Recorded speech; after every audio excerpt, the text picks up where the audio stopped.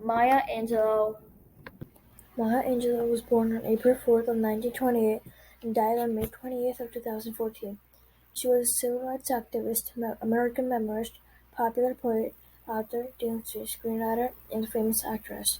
Her famous poems are "On the Pulse of Morning", "I Know Why the Caged Bird Sings", and "Still I Rise". She was raped by her mother's boyfriend at the age of 7. Then he was put in jail, and after he came out of jail, he was killed. She thought that it was her mistake that he died, so she put all the anxiety on herself, which caused her to have selective mutism. Selective mutism is an anxiety disorder that causes her not to speak as a child due to the physical and psychological trauma she endured. Maya and a friend, Godfrey Cambridge, went to listen to Martin Luther King Jr. speak at church. Maya was inspired by Dr. King's words of peace and equal rights for everybody, no matter the color of their skin. Maya and Godfrey decided to put on a show to raise money for Dr. King and his friend group, the Southern Christian Leadership Conference. The group worked towards gaining civil rights for Black people in America. The show was a smashing success and raised $9,000 for Dr. King. He asked her to be the regional coordinator. She happily agreed to the job. Her duties included fundraising, organizing volunteers, and speaking on behalf of the SCLC. Maya met a man from South Africa named Vusunzi, also known as Booth. Just like Martin Luther King Jr. fought for the rights of black people, Bush fought for the rights of black people in South Africa. Bush was in the USA to speak and fight for peace and human rights. Maya and Bush headed off instantly.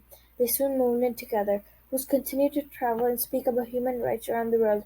Maya stopped working for the SCLC.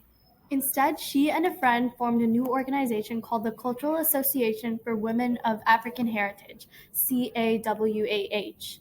This organization worked to support human rights in both the United States and South Africa. While working for CAWA, Maya met another famous rights leader, Malcolm X. He believed that Black people should show their pride in themselves and their African heritage.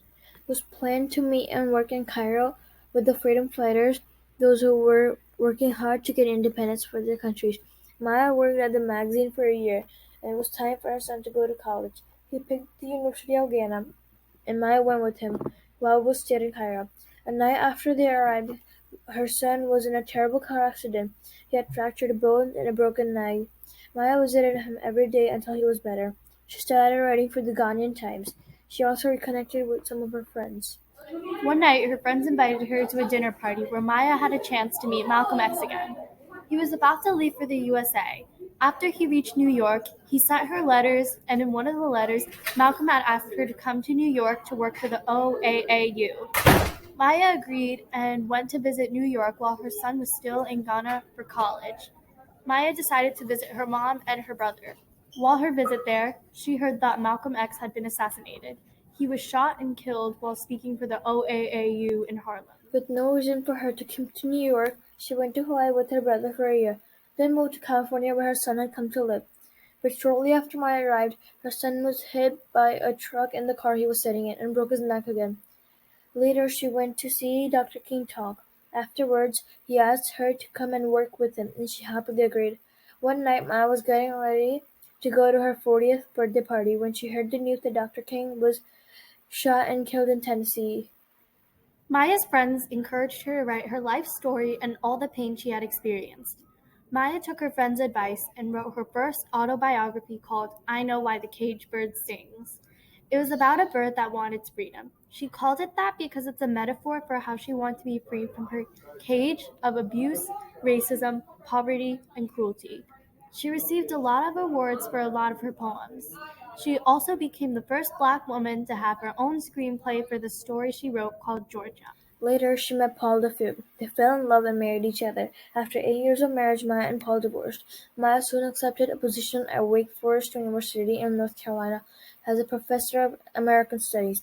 Most of the professors had a degree, but Maya had never gotten one. Maya's writing was described as teaching us to reach across the division and honor the beauty of our world. She then released her first poems in 1971. She recited her most famous poem, On the Pulse of the Morning, in 1993 at President Bill Clinton's inauguration. It's about how the people of America can come together and create a more equal future for all. Maya died peacefully in her home in North Carolina. She was honored with her stamp. Thank you.